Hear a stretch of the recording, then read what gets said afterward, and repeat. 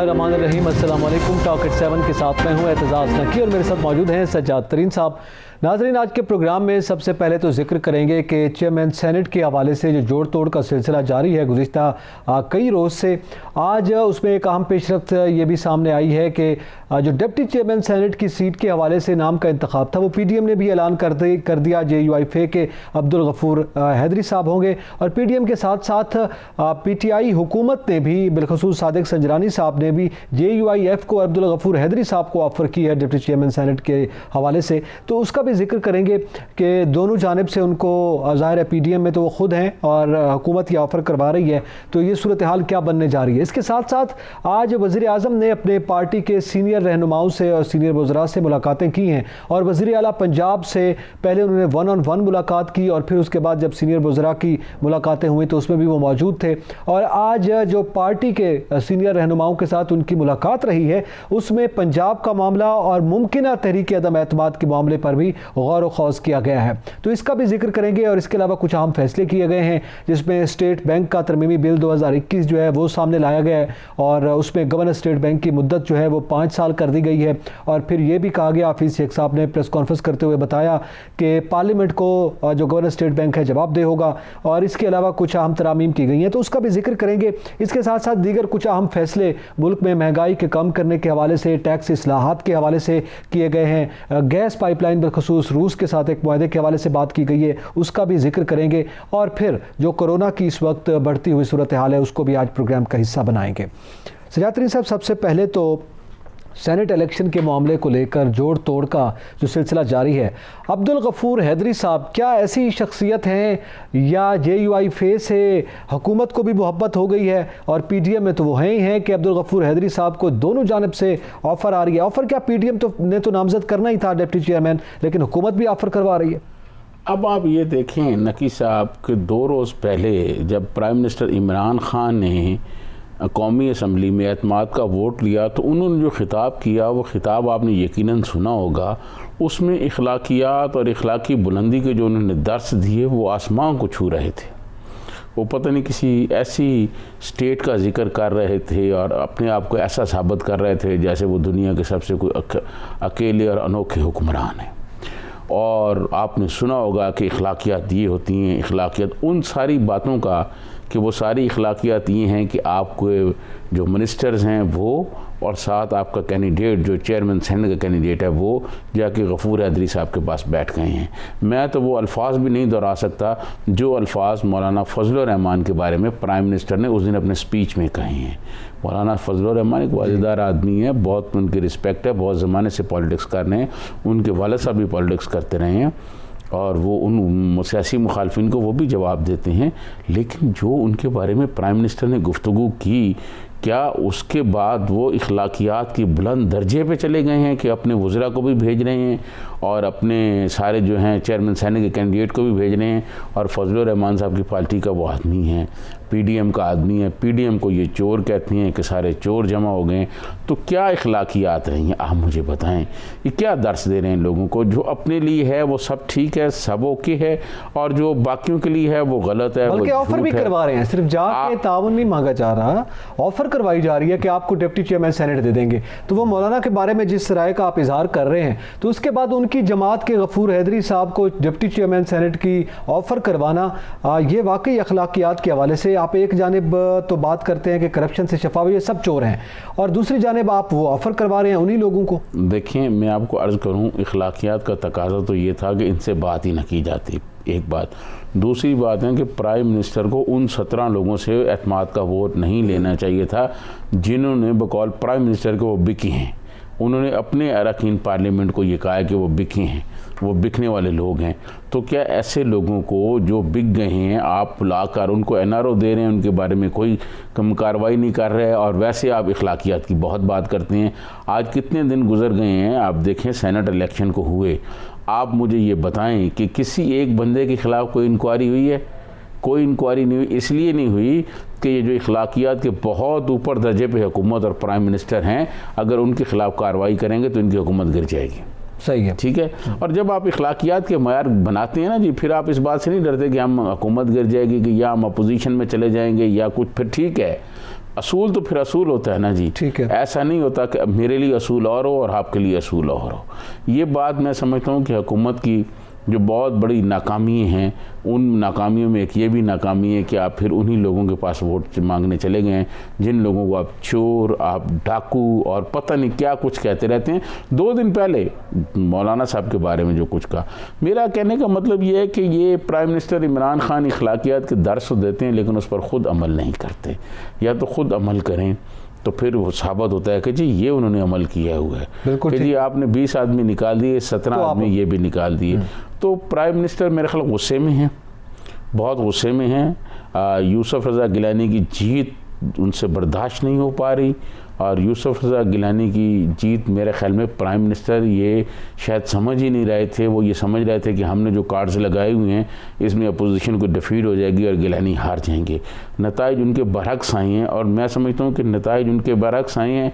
ये ऐसे ही होता है कि जैसे एक बॉलर, क्योंकि प्राइम मिनिस्टर सारी ज़िंदगी क्रिकेट खेलते रहे हैं, और एक बॉलर है वो जा रहा होता है और बड़े जोश से वो बॉल करता है, आगे कोई मजा हुआ बैट्समैन खड़ा होता है, वो उस बॉल को उठा के ग्राउंड से बाहर फेंक देता है। तो फिर आपने देखा होगा कि वो जब चला जाता है तो या तो फिर वो गुस्से से जो है अपनी टांग नीचे मारता है बॉलर जो है, या अपने हाथ ऊपर करता है, या अपने माथे का पसीना साफ करता है, रिएक्शन देता है। ये प्राइम मिनिस्टर हमारे क्योंकि सारी ज़िंदगी क्रिकेट खेलते रहे हैं, ये क्रिकेट के मैदान वाला सियासत में रिएक्शन दे रहे हैं। और मैं आपको बताऊं सियासत में वो वाला रिएक्शन नहीं चलता। जो खेल का मैदान है उसके तकाजे और हैं, जो सियासत का मैदान है सियासत के तकाजे और हैं। क्योंकि कहा जाता है कि सियासत के सीने में कोई दिल नहीं होता और कल के दुश्मन आज के दोस्त होते हैं, और आज के दोस्त जो हैं वो कल के दुश्मन भी हो सकते हैं, कल के मुखालफ भी हो सकते हैं। आप देख लें पीपल्स पार्टी उन्होंने कितने मुकदमात बनाए, एक दूसरे के खिलाफ क्या कुछ किया, फिर मिसाक़ जमहूरियत हुआ। बिल्कुल उसके बाद वही नून लीग पीपल्स पार्टी के साथ रही और यूसुफ रज़ा गिलानी साहब प्राइम मिनिस्टर थे, ये सारे नून लीग वाले मिनिस्टर थे, ठीक है। तो ये मैं ये समझता हूँ आज फिर वो इकट्ठे हैं, तो मैं ये समझता हूँ कि क्रिकेट वाला बिहेवियर नहीं रखना चाहिए। यहाँ एक समझे हुए सियासतदान का रोल करना चाहिए। प्राइम मिनिस्टर को जो बात कहनी चाहिए उस बात पर अमल करना चाहिए। अच्छा, अब जैसे आप ये बात कर रहे हैं जनाब जोड़ तोड़े, फिर वज़ीर आज़म ने जो आज मुलाकातें की हैं, आप रिएक्शन का जिक्र कर रहे हैं वज़ीर आज़म का, तो मेरे ख्याल में उन्होंने किस नौयत का रिएक्शन दिया और फिर वो अमली तौर पर क्या कदम उठाने जा रहे हैं, इसको तो कर क्या रहे हैं, उन्होंने गुफ्तगू क्या की है। मेरे ख्याल में थोड़ी सी गुफ्तगू भी हम वज़ीर आज़म की सुन लें। जी बताइएगा प्रोड्यूसर साहब और दिखाइएगा वज़ीर आज़म साहब क्या कह रहे हैं। जो ये गरीब मुल्कों के नवाज शरीफ और जरदारी हैं, ये वहाँ से पैसा अपने मुल्क से, क्योंकि चोरी का पैसा होता है तो वो बाहर भेजना होता है क्योंकि मुल्क में वो नज़र आ जाता है। एक जरदारी सब पे भारी कि एक आदमी करप्शन के पैसे से लोगों को ख़रीदा है, उसको बड़ा, उसकी कोई बड़ी चालाकी और इंटेलिजेंस और उसकी सियासी बसीरत के ऊपर वो चला जाता है। यानी करप्शन को जो सबसे बड़ा डैमेज होता है कि करप्शन को एक्सेप्टेबल करवा दिया जाता है। ये जिस तरह के हमने इलेक्शन में देखा है, जो ओपनली कि पैसा चल रहा है सबको पता है, जो तमाशा देखा है, तो उससे जब इसको एक्सेप्ट कर जाती है कौम, असल में सबसे बड़ी तबाही तब आती है। जी गुफ्तगू नाजरीन आपने भी सुनी और तरीन साहब आपने भी सुनी। अब इसमें जो पीएम साहब कह रहे हैं वो ये कहना ये चाह रहे हैं कि एक तो वो किसी के ज़ाती दुश्मन नहीं है, वो करप्शन के ख़िलाफ़ कार्रवाई कर रहे हैं, और दूसरा सिर्फ अब उनकी शिकायत नवाज़ शरीफ के साथ या जरदारी साहब के साथ नहीं है, उनकी शिकायत पूरी कौम के साथ है कि पूरी कौम ही, और फिर ये लोग उसको हीरो बना देते हैं और कहते हैं बड़े इंटेलिजेंट हैं जरदारी साहब और वो सियासी तौर पर हीरो बनकर आते हैं। तो ये रवैया जो है वो चेंज करने की कोशिश कर रहे हैं। देखिए मैं आपको अर्ज़ करूं, बात ये है नकी साहब कि पिछले 3 साल हो गए इनको हुकूमत में आए हुए। 3 सालों में ये जो आसिफ जरदारी के बारे में इन्होंने जो अल्फाज इस्तेमाल किए या मियां मोहम्मद नवाज शरीफ के बारे में किए, ये मुकदमात बना के अदालतों में इनको सज़ाएँ क्यों नहीं दिलवाई गई? नहीं वो तो बनाए ना, नैब ने बनाए ना वो किसी को सज़ा तो नहीं हुई ना। मियाँ साहब ज़मानत पे बाहर बैठे हुए हैं, जरदारी साहब भी ज़मानत पे बाहर हैं। वो जो इतनी करप्शन की, जिस करप्शन का प्राइम मिनिस्टर जिक्र कर रहे हैं, तो अब तो ये नहीं हो सकता ना कि प्राइम मिनिस्टर को अपोजिशन में कंटेनर पे खड़े हुए हैं। अब तो मुल्क के सरबराह हैं, हेड ऑफ स्टेट हैं, तमाम इदारे उनके थंब के नीचे हैं, ठीक है जी, नैब भी है, अब FIA भी है, तमाम इंटेलिजेंस एजेंसियाँ भी हैं। तो ये सारी एजेंसियों से और नैब से ये काम लेके और ये मजबूत केस बना के ये सुप्रीम कोर्ट में क्यों नहीं, हाई कोर्ट में क्यों नहीं, नैब अदालत में क्यों नहीं पेश किए गए और इन लोगों को सजाएं क्यों नहीं दिलवाई गई? नवाज शरीफ को सजा तो हो गई ना, जमानत पे चले गए तो ये तो प्रोसीजर है ना। नहीं, जमानत का उनका शहबाज जमानत पर आए हैं लेकिन सजा तो हुई है। नहीं मेरी बात, शहबाज शरीफ साहब नहीं सजा साहब है, अभी उनके केस चल रहे हैं जी। मियां नवाज शरीफ का भी जो केस है ना, जो अकामे में उनको सजा हुई, उस पर वो अपील में गए हुए, अपील उनकी पड़ी हुई है, वो जब आएंगे तो अपील का फैसला होगा। एक बात, अगर तो अपील भी उनके रिजेक्ट होकर करा दें तो फिर देखें, मियां नवाज शरीफ को बाहर मैंने और आपने भेजा है। अगर वो इतने करप्ट, इतने चोर थे और इतना सारा कुछ था, फिर और पाकिस्तान की 73 साल तारीख में ऐसा वाक़या नहीं पेश आया, डिक्टेटरों के दौर में ऐसा वाक़या पेश नहीं आया कि एक आदमी जेल में बंद है, वो सज़ा काट रहा है, उसकी ज़मानत हुई और सेहत की बुनियादों पर उसको जहाज़ में बिठा के लंदन भेज दिया। ठीक है जी, क्या उसको किसने भेजा है? हमने भेजा है, प्राइम मिनिस्टर इमरान खान की मंजूरी से गया है ना। ये तो नहीं हो सकता प्राइम मिनिस्टर इमरान खान की। मैं ये कह रहा हूँ कि 3 साल हो गए हैं, ये सारे इदारे इनके पास हैं, FIA है, नैब, तमाम, उनको इनके लगाकर और अभी तक इनके केस बनाकर इन तमाम लोगों को सजाएं क्यों नहीं दी गई? प्राइम मिनिस्टर बार बार ये कहते हैं कि ये लोग करप्ट हैं, ये लोग फलां हैं, तो ऐसे लगता है जैसे प्राइम मिनिस्टर खुद को बेबसी का इजहार कर रहे हैं।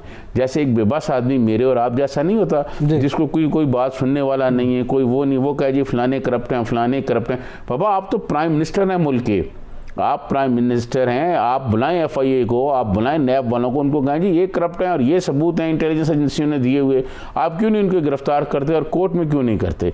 अब देखें, बात ये है कि इन करप्ट लोगों के खिलाफ जब उन्होंने कार्रवाइयाँ शुरू की और इन सबको करप्ट कहा, लूट मार, डाकू, मालूम नहीं क्या कुछ कहा, ठीक है जी, सबको कहा। कल जो है अपना ANP के पास गए हुए थे, ANP की लीडरशिप की मतलब बातचीत हो रही थी कि जी हमें दें, और ANP के बारे में क्या कुछ नहीं कहा प्राइम मिनिस्टर ने। आज PDM के पास चले गए और PDM वालों को क्या कुछ नहीं कहा। ठीक है जी, ठीक है। तो ये सारी बातें, मैं ये कहता हूँ कि ये सारी बातें आप ले आएँ, आप कोर्ट में इनके खिलाफ केस बनाएं। आपको पता याद होगा चीफ जस्टिस जो थे खोसा साहब, उन्होंने ये कहा था कि हम बतौर इदारा ये समझते हैं कि नैब जो है वो पॉलिटिकल इंजीनियरिंग के लिए इस्तेमाल हो रहा है। जब आप पॉलिटिकल इंजीनियरिंग कर रहे हैं, एक तरफ को पाकिस्तान की अदालत का सबसे बड़ा जज ये बात कह रहा है, चीफ जस्टिस ये कह रहे हैं, तो आप मुझे बताएं, अब आप कहते हैं वो जरदारी डाकू है, फलाना नवाज शरीफ चोर है, फलाना, तो आप कोर्ट में क्यों नहीं लेगा मुकदमात, इनकी चोरियां क्यों नहीं पकड़ते? आप इस हवाले से मजीद भी गुफ्तगू करते हैं। हमारे साथ पाकिस्तान पीपल्स पार्टी की मारूफ रहनुमा हैं और परवेशा खान साहबा, जिन्होंने अभी सेनेटरशिप के सेनेटर भी बन गई हैं, अब तो सेनेटर परवेशा खान साहब हैं। बहुत शुक्रिया सेनेटर परवेशा खान साहब, आपने अपना वक्त दिया, लेकिन हम आपको पहले सेनेटर अनाउंस कर रहे हैं, अभी हल्फ उठाना बाकी है। इसकी बहरहाल बहुत बहुत मुबारकबाद हो आपको। और मैडम, आप क्या समझती हैं, एक जानब ज़ाहिर है अब चेयरमैन सेनेट का मामला है, उसका जोड़ तोड़ का सिलसिला जारी है, उस पर क्या दीगर जमातों के साथ आपकी बात हो गई, और साथ ही हुकूमत जो है वो यूसुफ रज़ा गिलानी साहब के हवाले से इस्लामाबाद हाई कोर्ट पे उन्होंने चैलेंज कर दिया है उनकी कामयाबी को, क्या मौक़िफ़ है आपका? बहुत शुक्रिया। सबसे पहले तो मैं हमेशा से वही हूँ जो थी, एक साथ कोई योद्धे का लक़ब लगना जो है वो इतना ज़रूरी नहीं होता, लेकिन बहरहाल आपकी बड़ी मेहरबानी। दूसरी बात यह है कि इस वक्त जो हुकूमती तर्जुमान और हुकूमती जो अरकान हैं वो जिस शतोमत से यूसुफ रज़ा गिलानी साहब की जो इलेक्शन है उसमें उनकी नॉमिनेशन को रोकने की कोशिश में है, उसी से आप अंदाज़ा लगा लें कि इनके मामलात जो हैं वो किस हद तक खराब और कितनी बौखलाहट है। इसके शिकार में आज इलेक्शन कमीशन में इनको अच्छी खासी झाड़ पड़ी है कि आप कोई सबूत लाए बगैर और उन 16-17 लोगों के नाम उन्होंने कहा है कि आप बताइए कि जो साथ थे, और वो 4 लोग जो इन्होंने भेजे हुए थे, लिहाजा उन्होंने सबूत मांगे जो ज़ाहिर इनके पास नहीं थे। तो अब आखिरी हरबा यही है कि इनको रोकने का 11 तारीख तक इनकी कोशिश लगी रहेगी कि ये किसी न किसी तरह उनको देश से बाहर करें। ये इनकी कोशिशों में, काविशों में शामिल नहीं है कि उनको उनके साथ मुकाबला किया जाए। उनके साथ सियासी तौर पर जो एक मुकाबला होता है जो इससे पहले कई दफ़ा हो चुका है, कोई अनोखे चेयरमैन सेनेट तो नहीं है ना कि पहली दफ़ा आए, लेकिन मुझे समझ नहीं आती कि इतनी बौखलाहट क्यों है जब वो क्लेम करते हैं कि सब कुछ उनके हाथ में है, तो फिर क्या बौखलाहट है? फिर लड़ने दें गिलानी साहब को। अगर उनके पास नहीं होगी अक्सरियत तो जाहिर है वो हार जाएंगे। लेकिन इस वक्त अगर नंबर के हिसाब से आप देखें तो पीडीएम के पास अददी अक्सरियत है। इसका मतलब ये है कि अगर इसके बावजूद वोट इधर से उधर होते हैं तो फिर आप समझ जाइए कि वो किस तरह हो। पलवशा खान साहबा, ये बताएं कि प्राइम मिनिस्टर इमरान खान ने ये कहा कि ये 17 लोग बिकाऊ माल हैं और इन्होंने पैसे ले लिए हैं, फिर उन लोगों से एतमाद का वोट भी लिया, जब पार्लियामान कौमी असम्बली से एतमाद का वोट लिया था वो लोग भी शामिल थे। इस अमल को आप किस तरह देखती हैं, जबकि उसी दिन जो एतमाद का वोट लेने के बाद उन्हें अखलाकियात की बहुत बड़ी लंबी तकरीर की? देखिए, ये तो मुनाफिक है। तरीन साहब, आप मुझे ये बता दीजिए कि अगर हम इनकी बात मान लें, इनके मुकदमे पे हम इनका मुकदमा मान लें कि 17 लोग जो थे फाइन थे, वो उन्होंने अपनी अमानत बेची, तो फिर उन 17 लोगों का वोट हलाल है या हराम है? और उनका एतमाद जो है वो वजीर आजम पर खाइन लोगों का, जिनकी बुनियाद पर वो जीते हैं, वो एतमाद उसकी इखलाकी और कानूनी दोनों हैसियतें वो मुझे समझा। कानूनी हैसियत क्या रहती है जब वो खड़े होकर कहते हैं कि इन लोगों ने चोरी की और इन लोगों ने खरीदो फरोख्त हुई और ये बिके और नाम भी उन्हें इल्म है और फिर भी कुछ नहीं होता। आज इलेक्शन कमीशन ने भी मांगा है वो 17 लोगों का नाम। तो बात ये है कि इखलाकियात की जो उन्होंने छतरी के नीचे छुप के जो बदज़बानी मेरे ख्याल में शायद ही किसी प्राइम मिनिस्टर ने इस तरह इस मुल्क में तो कम अज कम की हो जो उन्होंने। पलवशा खान साहबा, उनका वजीर दाखिला ये कहता है कि अगर हम उन 17 लोगों के खिलाफ कार्रवाई करें तो फिर हुकूमत ख़त्म हो जाएगी, मैं तो फिर एक MNA बन के आपको इंटरव्यू दे रहा हूँ। ठीक है ना, फिर बात ये है कि फिर आप ये रियासत मदीना का नाम क्यों लाद लेते हैं, मुझे समझाइए। फिर रियासत मदीना मत कहे ना, फिर अखलाकियात और ये तमाम भाषण ये हमें नहीं सुनने। फिर आप कहें कि मुझे जैसे आपको याद है इलेक्शन से पहले उन्होंने कहा था कि मैं अगर किसी इलेक्टेबल को लोटे को साथ शामिल करूं, इससे अच्छा है मैं ऑपोजिशन में बैठ जाऊं। लेकिन फिर आपने देखा ना क्या हुआ। मुझे तो बेसिकली इख्तलाफ ये है कि रियासत मदीना का नाम जो है सियासी तौर पर इस्तेमाल करना और फिर उसके नीचे छुप के इस किस्म की वारदातें करना, ये आप बताइए, ये आखिर इस मुल्क में या तो वो सबको पागल समझते हैं या फिर खुद हैं? तो दोनों में से एक बात तो है ना, या सबको बेवकूफ समझते हैं या फिर खुद हैं। मानना कि बहुत लोग उनकी कैटेगरी में ऐसे होंगे, उनकी सोच में, जो उनके अलावा किसी किस्म के बेवकूफ होंगे, पागल होंगे, लेकिन बहरहाल इस मुल्क में कई ऐसे लोग भी तो हैं कि जो समझते हैं कि क्या हो रहा है। वो अब्दुल कादर साहब बलोचिस्तान वाले अब्दुल कादर जो हैं वो भी PTI में शामिल हो गए हैं। आज़ाद लोग अब शामिल होते जा रहे हैं PTI में। सजाद तरीन साहब, सब चलता है, जब अपने पे आती है तो सब हलाल हराम हो जाता है, हराम हलाल हो जाता है, लिहाजा सब चलता है। आप देखेंगे इसी तरह चलेगा। लेकिन चले इस बहस से भी बाहर निकल जाए। मुझे एक बात बता दीजिए, आपने कितनी हुकूमतें देखी है इस मुल्क में? आपने बहुत हुकूमतें देखी है, मेरे से ज्यादा आपने देखी है। आप मुझे बताइए कि क्या इस तमाम अमल का जो भी नतीजा पर को कोई भी जीत जाए, क्या इसके नतीजे में हुकूमत वहीं उसी मजबूती से खड़ी नजर आती है जहां पहले खड़ी? मेरा ये सवाल। आप लोग तज्जियाकार हैं, हम दोनों बैठे हैं, आप मुझे उसका जवाब दे दें। नहीं, हुकूमत की मुश्किलात में तो आपने इजाफा कर दिया है। गिलानी साहब ने जीत के हुकूमत की मुश्किलात में इजाफा तो कर दिया है। और उसके बाद जो ये बौखलाहट के फैसले हैं, ये मुझे बता दीजिए कि इनके नतीजे में हुकूमत कहाँ खड़ी नजर आती है आपको? आज बिजली की कीमतों में इजाफा हुआ है तरीन साहब। क्या इस मुल्क में ये मसाइल है कि जो आपकी मुर्गी है वो 550 रुपए पे पहुंची हुई है, जो एक प्रोटीन की एक वाहिद सोर्स थी जिसपे हम सब चलते थे, वो कहाँ पहुंची हुई है? वो नहीं, हुकूमत ये कहती है, पलवशा खान, हुकूमत ये कहती है कि शादियों का सीजन है इसलिए जो है ना मुर्गी ज्यादा महंगी हो गई है। अच्छा, ये बयान आपने सुना है? खुदा का नाम है, इन्होंने कफन भी महंगे किए, वो कौन से सीजन था? अच्छा, इसी पे पलवशा खान साहब, बिल्कुल महंगाई भी अरूज पर है। आज फैसले भी हुए हैं, कुछ स्टेट बैंक के हवाले से भी फैसला यकीनन आपकी नज़र से गुजरा होगा, वो भी सामने आया है। लेकिन मैं आपसे ये जानना चाहता हूं कि ये पंजाब में आपने क्या कर दिया? एक मुलाकात की बिलावल भुट्टो जरदारी साहब ने, और आज वज़ीर आला पंजाब को बुलाकर वज़ीर आज़म 1-on-1 मुलाकातें कर रहे हैं। देखिए, आप यहाँ बैठ के तज्जिया करते हैं ना, आपको मेरे हालात पे मेरे से ज्यादा नजर है, क्योंकि आप रोज बैठ कर तज्जिया करते हैं। आप मुझे समझा दीजिए कि अगर इतनी मजबूत हुकूमत खड़ी है और एक मुलाकात, एक दफा केलानी साहब नामजद हुए तो MNA की लॉटरी लग गई, उन बेचारों की किस्मत खुल गई जिससे वो मिलते नहीं थे, और सबको बुला के वादे वईद किए गए, उनके हौसले बढ़ाए गए, उनसे मिले, उनकी इज्जत बढ़ गई। इसी तरह आज वज़ीर आला वो मिले हैं अपने बिलावल भुट्टो साहब, तो उस पे इन्हें देखें फिर एहसास हो गया कि हालात ठीक नहीं है। बात यह है कि मैं तो ये कहूंगी कि हुकूमत की जो जड़ें हैं ना वो खोखली हो गई है, क्योंकि एक बहुत बड़ा तनावर दरख्त पे खड़ा हो ना, इसी तरह तकब्बर से जैसे इस वक्त ये खड़े हैं, और रोजाना के छोटे छोटी आंधी तूफान थपेड़े उसे पड़ते रहे ना, तो जड़ें उसकी भी हिल जाती है। अच्छा परवेशा खान साहब, आप बिल्कुल अभी आप नंबर्स गेम की बात कर रही थी, यकीनी तौर पर अपोजिशन के नंबर अददी अक्सरियत है, लेकिन हुकूमत भी ये इसी नौयत के दावे कर रही है, आप भी सुन रही हैं, रोज़ाना की बुनियाद पर ये स्टेटमेंट सामने आ रही हैं। मेरा सवाल ये है कि अब मुलाकातें हो रही हैं, पीपल्स पार्टी भी MQM के साथ भी आज मुलाकात हुई, कल जैसे अभी जिक्र हुआ बिलावल भुट्टो जरदारी साहब ने काफ लीग से भी मुलाकात की, कहीं से कामयाबी होती है, कहीं से नहीं होती, लेकिन जैसे अभी आपने कहा कि अगर अददी अक्सरियत होने के बावजूद भी हम हार जाते हैं तो फिर सूरत हाल आप समझ सकते हैं, ये थोड़ा सा वाज़ेह कर दीजिएगा, क्या ये मुमकिन है, हो सकता है? इस मुल्क में क्या मुमकिन नहीं हो सकता है वो आप बता दें। नहीं परवेशा खान साहबा, क्या ऐसा हो सकता है कि जो चेयरमैन सेनेट के खिलाफ तहरीक अदम एतमाद जब लाई गई थी तो अपोजिशन के बाद बहुत बड़ी अक्सरियत थी, लेकिन जब पोलिंग हुई तो फिर मालूम नहीं वो लोग कहाँ चले गए?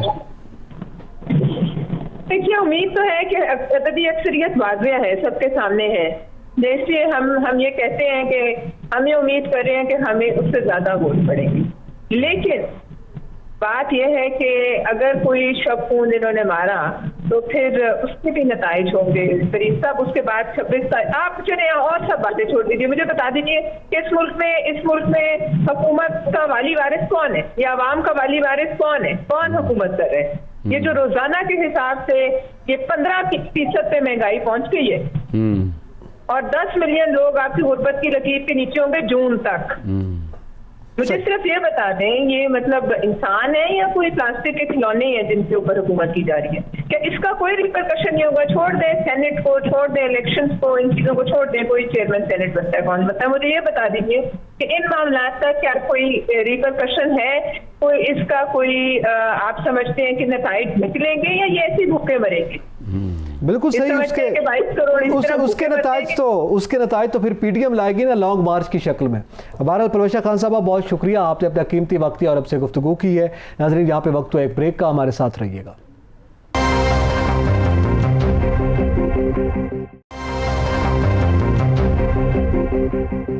वेलकम बैक नाजरीन। मौजूदा सियासी सूरत हाल, सेनेट इंतखाब और फिर वज़ीर आज़म का जो आज इजलास हुआ उस पर हम गुफ्तगू कर रहे हैं, और ये बड़ा अहम मामला है कि ब्रेक से पहले ये डिस्कशन हो रही थी कि परवेशा खान साहब हमारे साथ मौजूद थी कि किस तरह से PTM आगे मूव कर रही है और किस तरह से उस पर हुकूमत जो रिएक्ट कर रही है उसके क्या नताइज सामने आएंगे।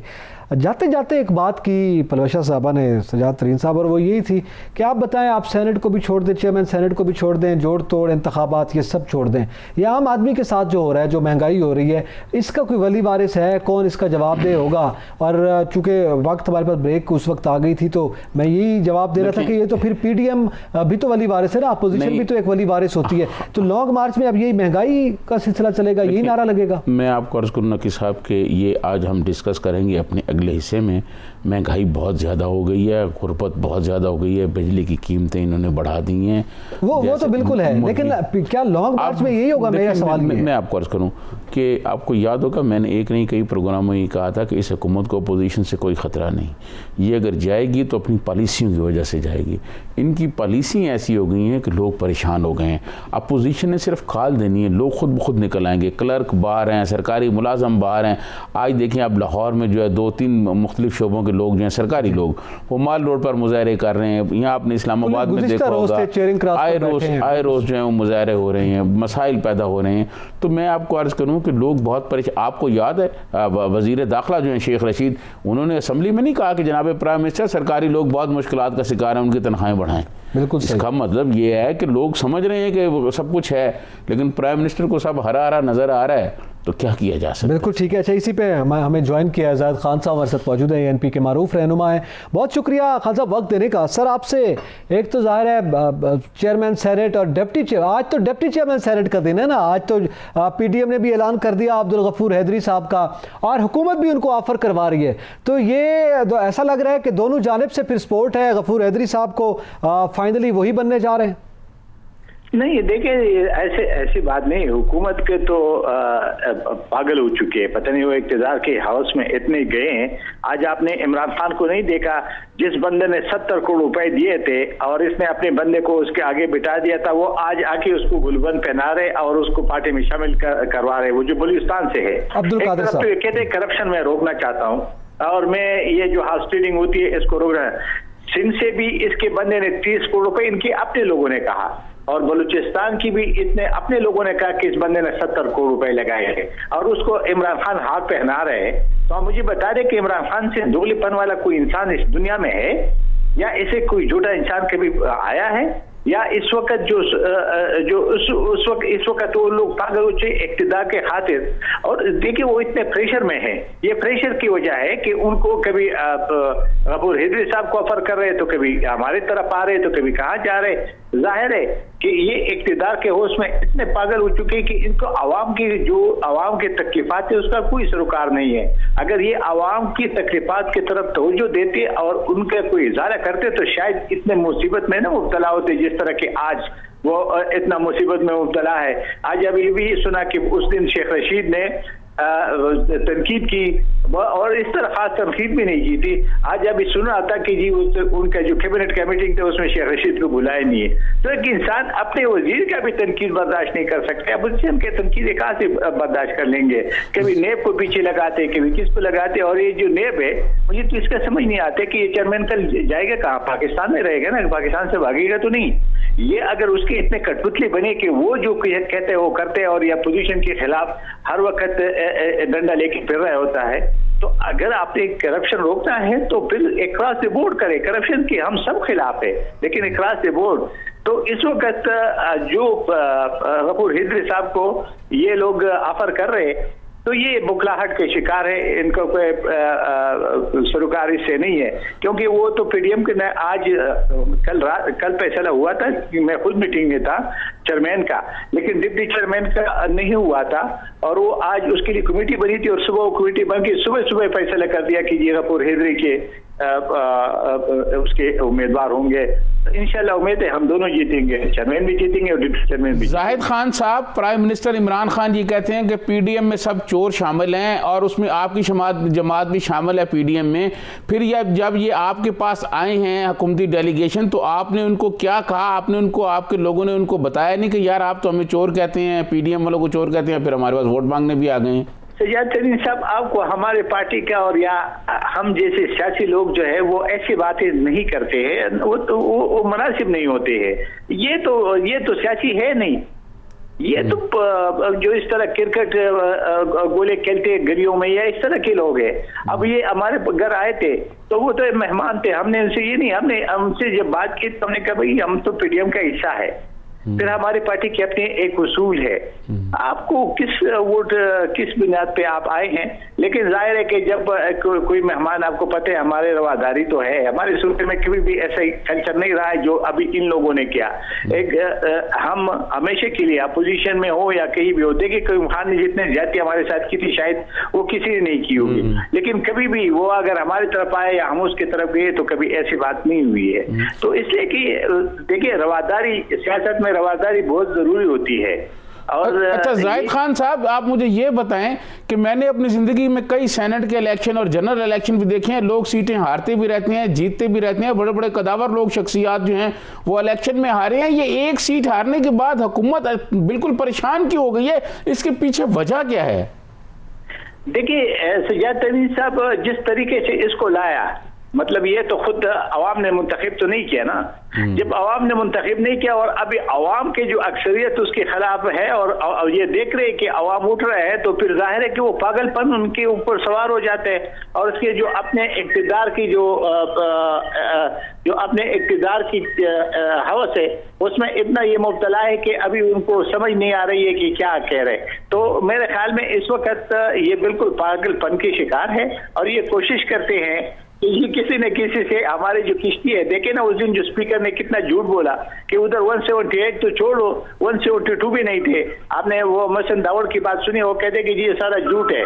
तो झूठ पे अगर ये सूरत हाल हो तो फिर तो यही होगा ना कि ये इस वक्त इनके अलावा उनके ऊपर इतना प्रेशर है अपोजिशन का, पीडीएम का, कि ये अपनी किश्ती को डूबते हुए इनको नजर आ रही है। तो ये थिंकर का भी सहारा लेते, कभी किसी की मिन्नत करते, कभी किसी की मिन्नत करते, कभी कहते जी एस्टेब्लिशमेंट हमारे साथ है। शाहिद खान साहब एक सवाल, बिल्कुल मिन्नत पे कर रहे हैं, तावन भी मांग रहे हैं, फिर उनके खिलाफ बातें भी की जा रही हैं, ये अपनी जगह पर दुरुस्त बातें हैं, तजादात मौजूद हैं, लेकिन कुछ हमले इकदाम की जब हम बात करते हैं, ज़ाहिर है यूसुफ रज़ा गिलानी साहब की जो जीत है उस पर बड़ा रिएक्शन आया है हुकूमत का, और उन्होंने इसको इस्लामाबाद हाई कोर्ट में चैलेंज किया, इलेक्शन कमीशन में उनके खिलाफ गए हुए हैं, आपको पता है उसके बारे में इलेक्शन कमीशन को दरख्वास्त की गई कि जल्दी जल्दी वो ये फैसला करे, और फिर 12 मार्च से पहले तक जो है ना यूसुफ रज़ा गिलानी के खिलाफ जो है फैसला आ जाना चाहिए, वीडियोज़ लेकर गए हैं।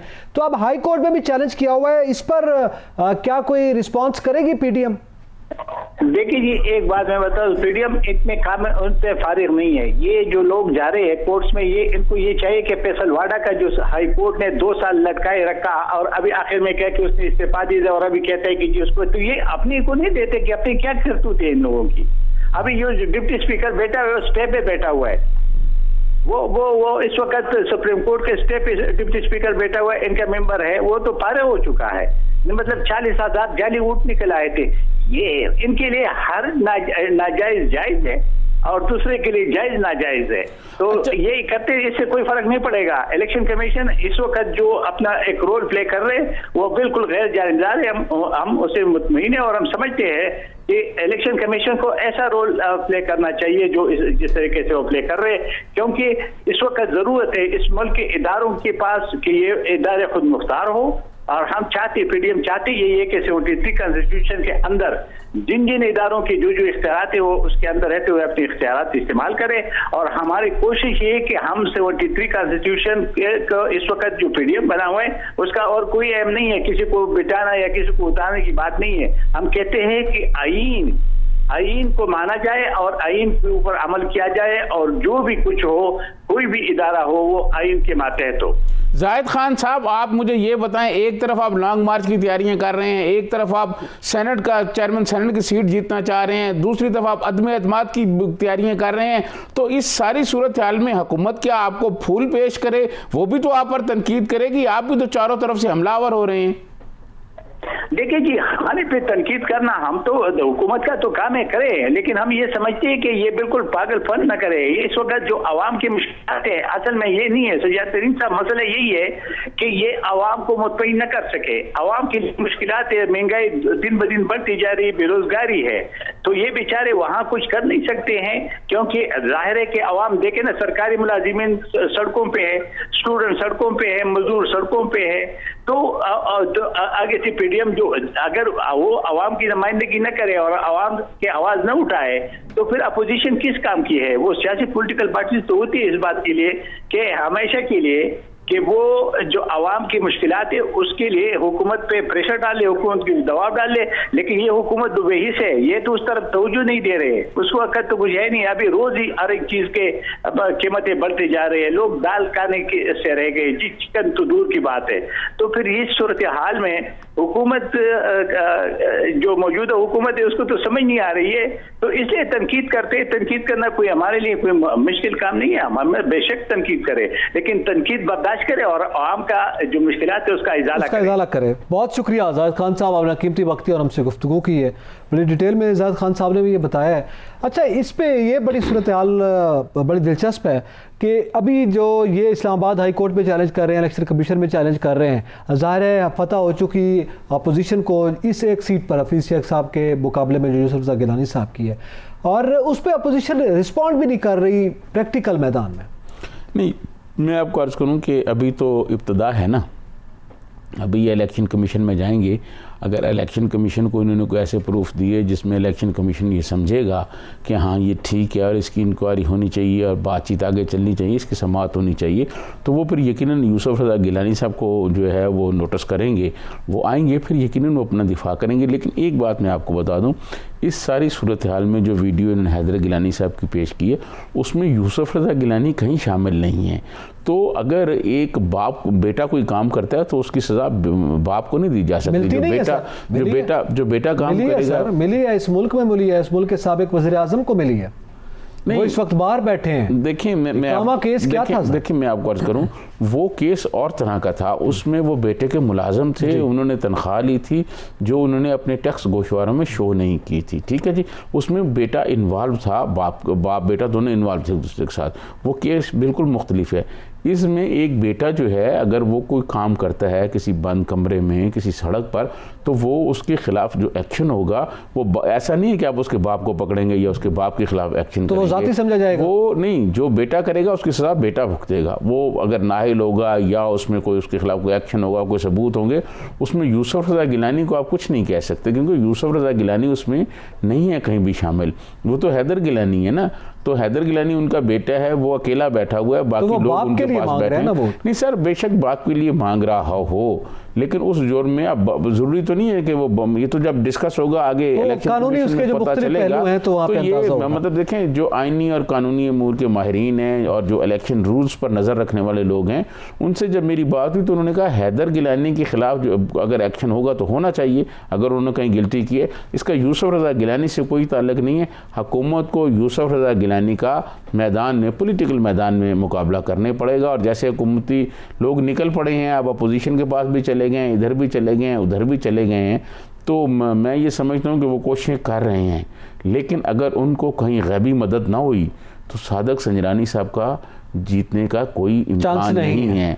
वैसे जमहूरी मुल्कों में होता ये है कि जिसका एक वोट भी ज़्यादा हो उसको वेलकम किया जाता है, मुबारकबाद दी जाती है। अगर यहाँ जमहूरियत होती तो प्राइम मिनिस्टर इमरान खान सादक संजरानी को नामजदगी न करते चेयरमैन सेनेट के लिए। वो कहता जी अपोजिशन की अक्सरियत है, लिहाजा अपोजिशन जो है वो अपना कैंडिडेट ले, और यूसुफ रज़ा गिलानी को अगर ले आती तो मैं उनको खुशामदीद कहता हूँ, वेलकम करता हूँ। लेकिन यहाँ जमहूरियत नहीं है। यहाँ हर आदमी जो बातें मैंने गिनाई हैं, हुकूमत ताकत से, रियासत की ताकत से, हुकूमत रियासत की ताकत यूज़ करना चाहती है, रियासत के वसाइल यूज़ करना चाहती है, और अपने मतलूबा मकासद हासिल करके फिर कहते हैं हम रियासत मदीना बनाने जा रहे हैं। ये दोहरी पॉलिसी है। इस दोहरी पॉलिसी से हमें दुख होता है जिसका हम जिक्र करते हैं। नहीं, अभी आप तो देखिए ना, उन्होंने अभी एतमाद का वोट लिया वज़ीर आज़म ने। अब तो 17 लोगों की बात कर रहे हैं, हार्स ट्रेडिंग की बात कर रहे हैं, करप्शन की बात कर रहे हैं, पैसे लेने देने की बात कर रहे हैं, इलेक्शन कमीशन में हैं, इस्लामाबाद हाई कोर्ट तक आप चले गए हैं। लेकिन इसी के साथ ही ये मामला जो हम देख रहे हैं कि अभी आज़ादी अक्सरियत कम होने के बावजूद आप कह रहे हैं हमारे पास ज़्यादा है, तो फिर इसको क्या नाम दिया जाएगा? अगर लोग, जाहिर है इसका मतलब ये है कि आपके पास आज़ादी अक्सरियत कम होने के बावजूद आप कह रहे हैं हमारे पास ज़्यादा है, तो आपने भी फिर लोग वहाँ से लिए हैं, किसी भी शक्ल में लिए हैं, तो इस पर बात भी करते हैं। लेकिन आपने टेक्निकल वजूहात की बात की है, इलेक्शन कमीशन में केस की, उसका रूल्स क्या कहते हैं। हमारे साथ लाइन पर मौजूद है साबिक सेक्रेटरी इलेक्शन कमीशन कमर दिलशाद साहब। बहुत शुक्रिया कमर दिलशाद साहब वक्त देने का। सर, आपसे ये जानना चाहेंगे कि चैलेंज किया गया इस्लामाबाद हाई कोर्ट में भी, और आपको पता है इलेक्शन कमीशन में भी ये पिटीशन दायर की गई है, यूसुफ रज़ा गिलानी साहब का मामला, और फिर सेनेट इंतखाबात में गिव एंड टेक का मामला, 17 लोगों का नाम भी सामने आ रहा है। मैं थोड़ा सा इब्तदाई तौर पर ये जानना चाहूँगा, ये जो गिलानी साहब का केस है, यकीनन आप जानते हैं आइनी और कानूनी तौर पर आप किस नज़र से देखते हैं, क्या मुतवक्किल नताइज बरामद हो सकते हैं? देखिए, असूली तौर पर जो ये सैयद अली हैदर गिलानी की वीडियो के बारे में जो इलेक्शन कमीशन ऑफ पाकिस्तान को जो उन्होंने बाकायदा ये कहा कि जी आप रिजल्ट को जो है वो आप रोक दें, यूसुफ गिलानी का नोटिफिकेशन ना करें, ये आइन और कानून से बरक्स है। उसमें ये होता है कि ऐसे मामलात में जैसे शहायद ही ना हो, अब इसको इंक्वायरी करनी है, इन्वेस्टिगेशन करनी है, फराजिंग का होना है, FIA को रिपोर्ट जानी है, इसके बाद जो फैसला आएगा तो ठीक है, बाद में भी केस आ सकता है। लेकिन अब ये जो है मामला जो सेक्शन लगाए हैं 167, 168, 171, 172, ये इस पर लागू नहीं होता, और ना ही सेक्शन 9 जो है इलेक्शन एक्ट 2017 उस पर लागू होता है। वो तरफ ये सारे जो मामला हैं वो इलेक्शन कमीशन के जो स्टाफ के बारे में, उसके बारे में तमाम वो शर्तें हैं कि जिनको आप सजा दे रहे हैं 3 महीने की, 6 महीने की, 1 साल की। लेकिन ये जो वीडियो ऑडियो का मामला है, इसको तो बाकायदा इसकी फराजंक होनी है, इन्वेस्टिगेशन होनी है, और ये फैसला करेगा इलेक्शन ट्रिब्यूनल करेगा। इलेक्शन कमीशन ऑफ पाकिस्तान जो है वो समरी ट्रायल तो कर सकता है, लेकिन समरी ट्रायल में ये चीजें जो है वो साबित करना, और ये भी इलेक्शन कमीशन ऑफ पाकिस्तान ने कहा है जिनको आपके ना तस्वीरें आ रही है, फोटो आ रही है, जो बातें कर रहे हैं, उनको तो पार्टी बनाए, उनको तो फरीक बनाए, उनको तो आपने एक तरफ रख दिया। तो अब ये कल जाके दोबारा दरख्वास्त दे रहे हैं, वो 3 जो MNAs है उनको फरीक बना रहे हैं। तो फिर इलेक्शन कमीशन पाकिस्तान लाए मोहल्ला जो हमारी नाकस राय या तजर्बा है वो ये कहेगा जी आप इलेक्शन ट्रिब्यूनल में चले जाएं, और इस्लामाबाद हाई कोर्ट के मौजूद जज हैं वो भी यही कहेंगे जी इलेक्शन ट्रिब्यूनल मौजूद है, आप चले जाएं। तो उसमें जाके इंक्वायरी करें, इन्वेस्टिगेशन करें, 2 महीने 3 महीने में केस लग जाता है। तो ये सारे मामले इमीडिएटली जो होता है, इंस्टेंट केस ये नहीं है कि आप इमीडिएटली किसी को डिस्क्वालीफाई कर दें या रिजल्ट रोक दें। तो ये उसके हमारे आइन और कानून से बरक्स है, उनसे इनराफ है, उसमें इजाजत नहीं देता। अच्छा कंवर दिलशाद साहब, ये बताएं, सज्जाद तरीन बोल रहा हूँ, ये बताएं कि प्राइम मिनिस्टर इमरान खान ने ये कहा है कि हमारे 17 लोग बिक गए हैं और सेनेट के इलेक्शन में पैसा बहुत चला है, लेकिन उनके खिलाफ कार्रवाई कैसे की जाए, क्योंकि हुकूमत जो है उनके खिलाफ कोई इलेक्शन कमीशन में भी नहीं जा रही, ना किसी कोर्ट में जा रही है, ना कोई और जा रहा है, इसको कैसे साबित किया जाएगा? ये तो भाई जाहिर है जनाब सज्जाद तरीन साहब, आपका तजर्बा है, हम भी अपने तजर्बे के बारे में बात कर रहे हैं। ये तो सियासी बयानात है ना। आप प्राइम मिनिस्टर साहब को ठीक है, उनको शिको को शबात हैं, वो नाराज हैं, बरहम हैं, वो अपने जगह पर दुरुस्त हैं, लेकिन मसला ये है कि बाकायदा जब पेशावर की वीडियो आई, बड़ी अहम वीडियो आई, तो उन्होंने एक पार्लिमानी कमेटी मुकर्रर कर दी फवाद चौधरी की सरबराही में, और आज तक उसके रिजल्ट सामने नहीं आए। हमने उसको ये कहा था सब जगहों पर कि आप इसको इलेक्शन कमीशन में आप सरकारी तौर पर इसको रेफर दाखिल कराएं, ताकि इलेक्शन कमीशन जो इंक्वायरी करे थ्रू FIA या नैब के जरिए या नादरा के जरिए, लेकिन वो उन्होंने अपने पार्लियामेंट्री कमेटी मुकर्रर कर दी। अब जो उनके 17 आदमियों ने जो अपने जो बागी हो गए हैं, वोट नहीं दिया, तो फिर उसकी पार्लियामेंट्री कमेटी बना रही, इसलिए बाकायदा एक राइटिंग में इलेक्शन कमीशन पाकिस्तान को भिजवाएं ताकि वो अपने आईनी और कानूनी तौर पर देखते हुए इस पर कार्रवाई कर सके। लेकिन जुबानी तौर पर तो कार्रवाई नहीं होती है। अब इलेक्शन कमीशन को जो मर्जी, अब ठीक है तनकीद करने में कोई हर्ज नहीं है, तमाम साथी जमातें भी तनकीद करती हैं, कुरान जमात भी करती हैं, इसमें कोई इलेक्शन कमीशन के इख्तियारात पर कोई असर नहीं पड़ेगा। लेकिन बहरहाल एक बाकायदा रेफरेंस की सूरत में आप इलेक्शन कमीशन जमा कराएं। लेकिन जहां तक सज्जाद तरीन साहब की जो करप्शन होती है ना, रात के अंधेरे में होती है, दुबई में होती है, लंदन में होती है, अटॉर्नी जनरल ने खुद तस्लीम किया है कि जी दुबई में सारे लेन देन हो रही है। तो ये इंक्वायरियां जो बातें होती हैं, इसका सही सामने रिजल्ट नहीं आता, ना तो अटॉर्नी जनरल ने सबूत पेश किए, ना प्राइम मिनिस्टर साहब सबूत कर रहे हैं, और ये तमाम बातें जो है, ये तमाम जो है हवा में जा रही है, सियासी बातें हैं। और इलेक्शन कमीशन पाकिस्तान के पास तो कोई ऐसा इख्तियार भी नहीं है कि वो इंक्वायरी करके क्या देखेगा। वो कोई कानून में जो घरों में बैठ के फैसला करें, दुबई में बैठ के फैसला करें, लेन देन करें, तो इलेक्शन कमीशन के पास कहाँ सबूत मिलेगा, कहाँ से जाएगा? अपनी पार्टी में देखिए, अपनी पार्टी में देखिए कौन कौन से बागी हैं, सबको पता है। जब ये वोट लिया, उन्होंने एतमाद का वोट लिया तो उनको हीरो बना दिया, पहले गद्दार करार दिया कि ये गद्दार हैं, लेकिन जो उन्होंने वोट कास्ट कर दिया उनके हक में तो हीरो बन गए। तो अब इलेक्शन कमीशन क्या करें? आप सवाल करना चाह रहे थे कंवर दिलशाद साहब, आप ये बताएं कि ये जो प्राइम मिनिस्टर इमरान खान ने एक, देखें अपोजिशन जमातें तो तनकीद करती रहती हैं इलेक्शन कमीशन पर भी, दूसरे इदारों पर भी, ये जो प्राइम मिनिस्टर इमरान खान ने चार्जशीट किया इलेक्शन कमीशन को, आप खुद सेक्रेटरी रहे हैं, जरा इस बारे में बताएं कि इसके क्या असरात होंगे? इसके असरात तो बहुत गहरे हो सकते हैं। अगर इलेक्शन कमीशन पाकिस्तान इस पर अपनी कार्रवाई करना चाहे, उनके पास तो सुप्रीम कोर्ट के बराबर इख्तियारात हैं। वो आइन के आर्टिकल 204 और इलेक्शन एक्ट जो है 2017 का सेक्शन 10 वो बहुत अहम है। उसमें लिखा जी पनिशमेंट कंटेम्प्ट ऑफ कोर्ट अगर हो जाए तो कंटेम्प्ट कोर्ट के तहत वो सजा भी दे सकते हैं, नाहिल भी करार दे सकते हैं। सजा का तो बेशुमार इख्तियारात हैं, लेकिन इलेक्शन में पाकिस्तान ने एक प्रेस रिलीज जारी करके खामोशी इख्तियार कर दिया। अगर वो चाहे तो कार्रवाई कर सकते हैं, उनके पास मुकम्मल इख्तियारात हैं, सुप्रीम कोर्ट के बराबर इख्तियारात हैं। सही, बहुत शुक्रिया कमर दिलशाद साहब, अपना कीमती वक्त दिया और हमसे गुफ्तगू की। ज़्यादातर साहब, आप यकीनी तौर पर ये एक मामला तो सामने आया और ये क्लियर हुआ, वो जब हम टेक्निकल बात कर रहे थे कि आईनी और कानूनी तौर पर क्या हो सकता है, तो एक तो ये है कि बेटा था, बाप था, क्या था क्या नहीं था, ये मामला इलेक्शन कमीशन का है ही नहीं। अब ये जाएगा इलेक्शन ट्रिब्यूनल में, फिर इलेक्शन ट्रिब्यूनल में वो मुताल्लिका एजेंसीज जो हैं वो इन्वेस्टिगेशन करके उनको फॉरेंसिक करके बताएंगी कि जनाब ये बात यूँ है और यूँ नहीं है, तो फिर इलेक्शन ट्रिब्यूनल फैसला करेगा। तो ये लग रहा है ये जिस जल्दी की बात वज़ीर आज़म कर रहे हैं, जिस जल्दी के लिए मलिका बुखारी साहबा ने वहाँ पर पटिशन दायर की और फिर जल्दी के फैसला करने के हवाले से फ़रक हबीब साहब गुज़िश्ता रोज़ और आज भी बात कर रहे थे, तो मेरे ख्याल में वो मुमकिन नहीं है। मैं आपको अर्ज़ करूं कि इस जल्दी के पीछे जो मुझे लग रहा है वो ये लग रहा है कि हुकूमत को ये ख़तरात मौजूद हैं कि कहीं यूसुफ रज़ा गिलानी चेयरमैन सेनेट के लिए मुंतखब ना हो जाएं, वो कामयाब ना हो जाएं, और हुकूमत दरहकीकत उनको उस इलेक्शन का जो अमल है उससे यूसुफ रज़ा गिलानी को बाहर निकालना चाहती है कि उनको अलहदा कर दिया जाए।